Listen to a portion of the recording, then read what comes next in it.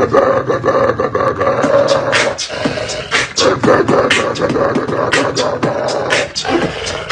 आज हम बात करने जा रहे हैं जयराम रमेश के बारे में, जिन्होंने दो वीडियो शेयर किए हैं।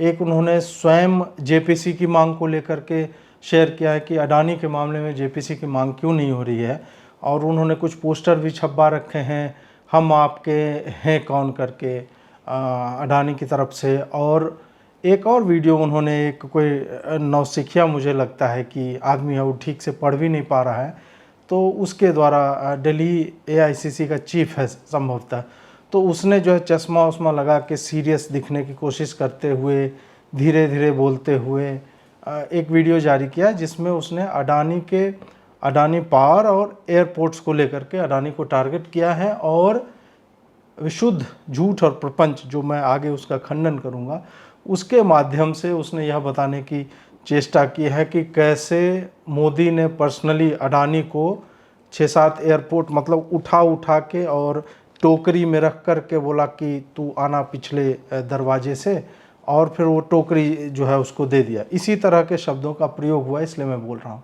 एक और प्रश्न आप पूछेंगे कि पिछले 7-8 दिनों में मैंने जो है अडानी को लेकर के, ये मेरा तीसरा वीडियो है, उसका क्या कारण है?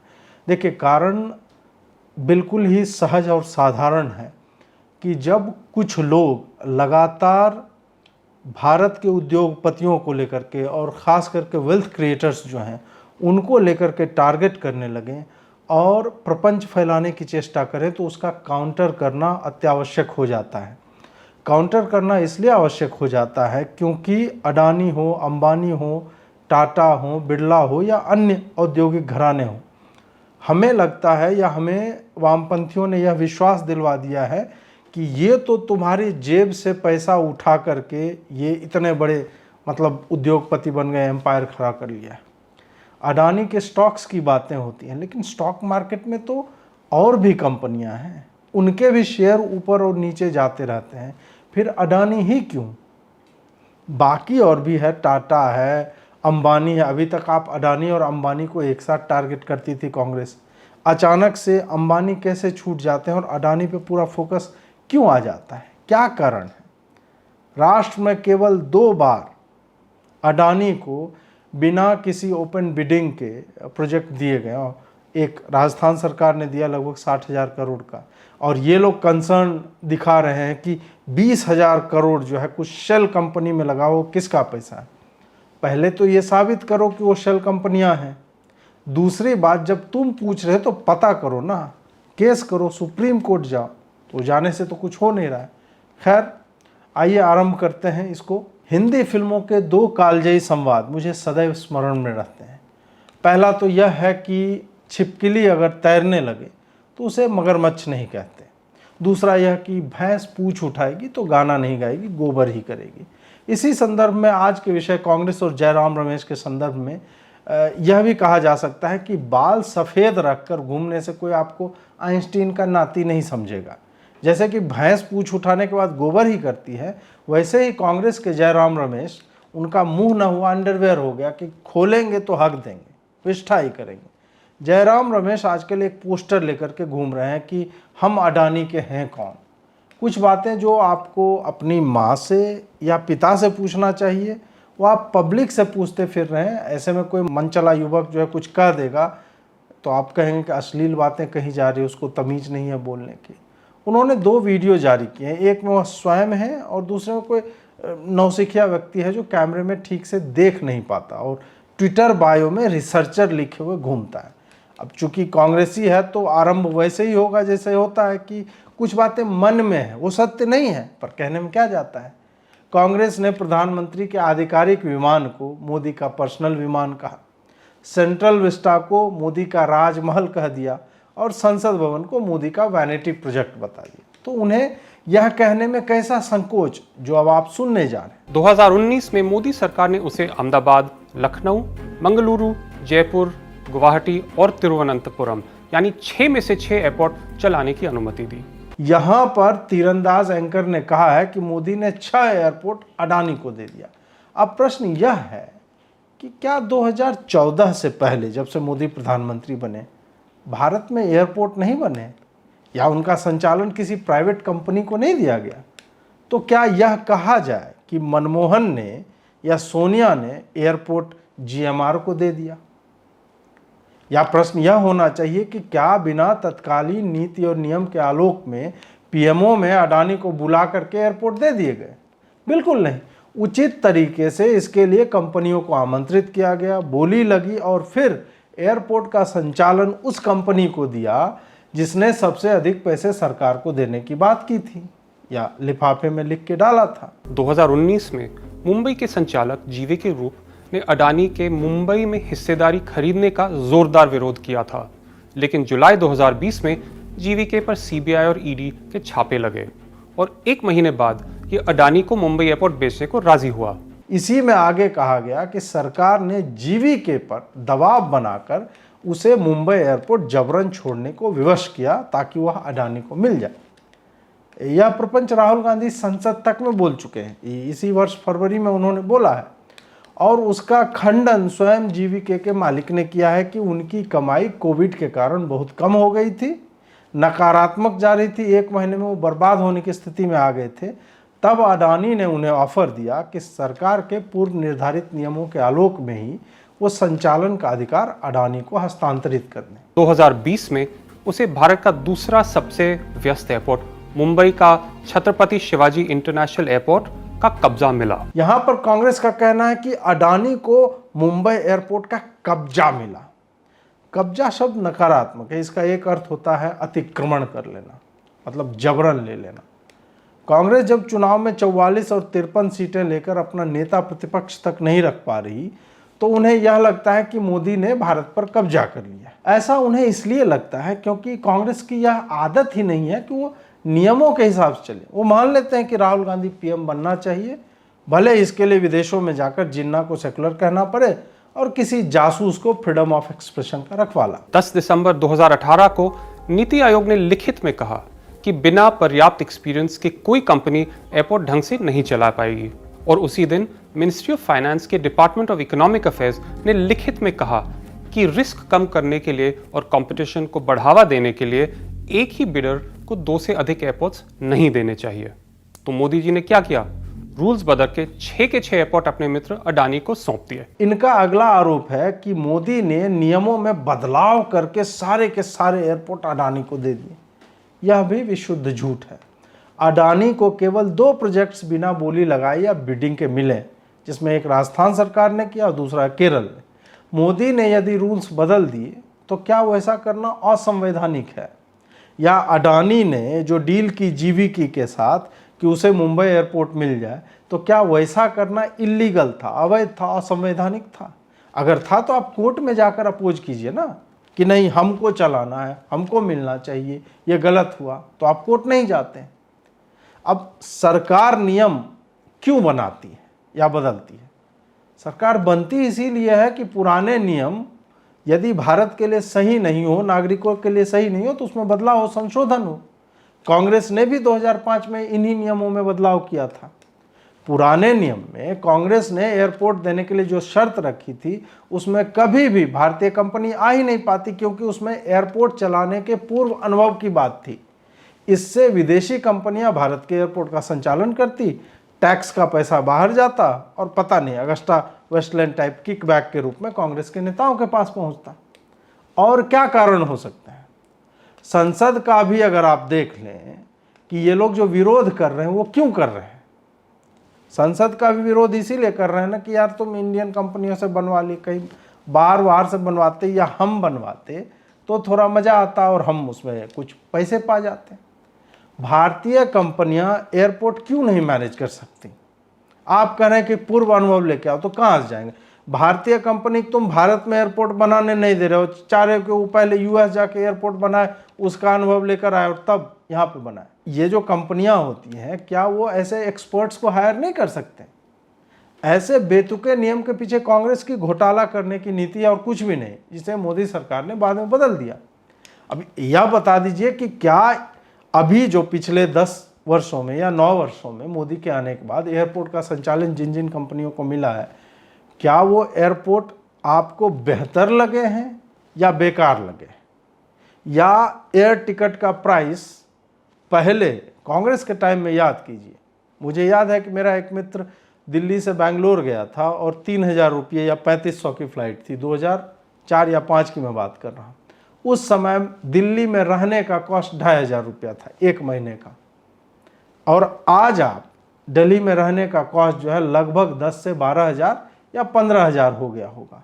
और आप दिल्ली से बेंगलोर का टिकट प्राइस देख लीजिए कितना है, आपको पता चल जाएगा। अडानी ने सरकार से मांग की है कि लखनऊ एयरपोर्ट की फी 192 रुपए से 1,025 तक बढ़ाई जाए।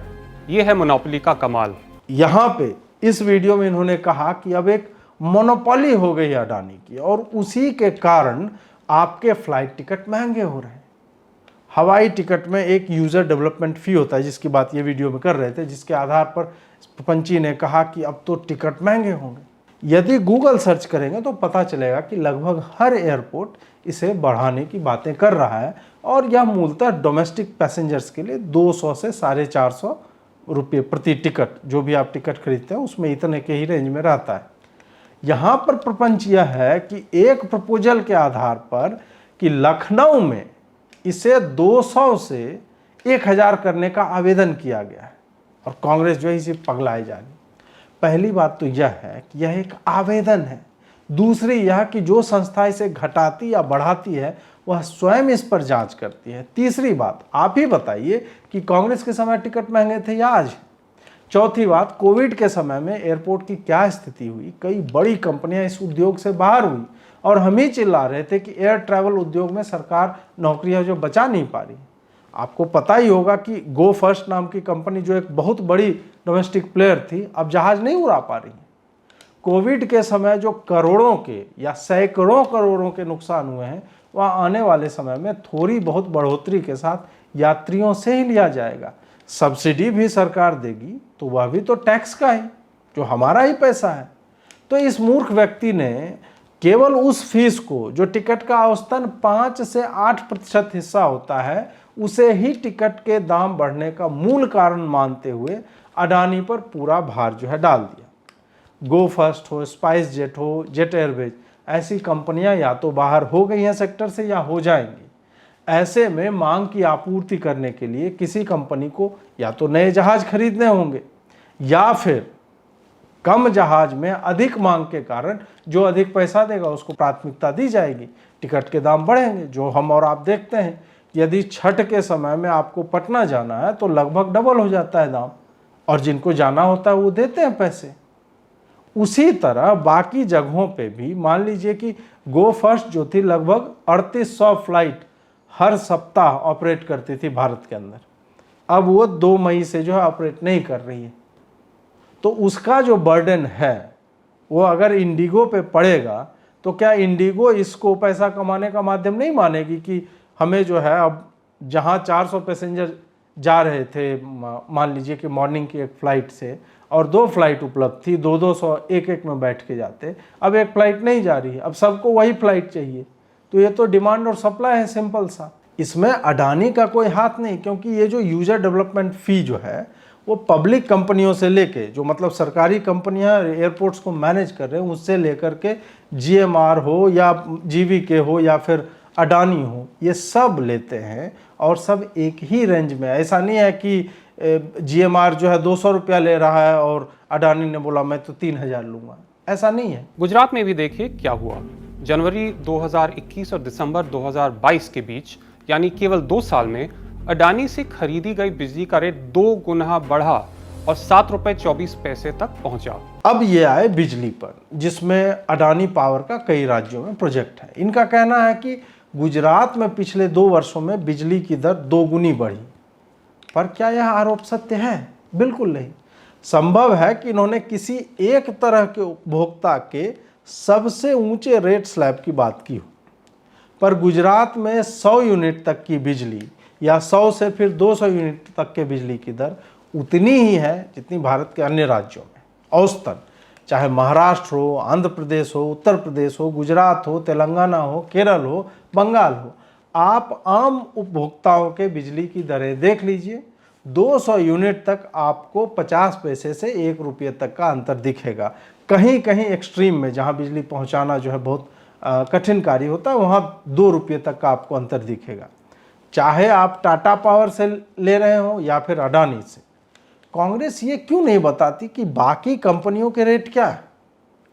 अगर अडानी के बारे में बोल रहे हो तो टाटा के बारे में बताओ या अन्य कंपनियों के बारे में बताओ जो पावर सेक्टर में।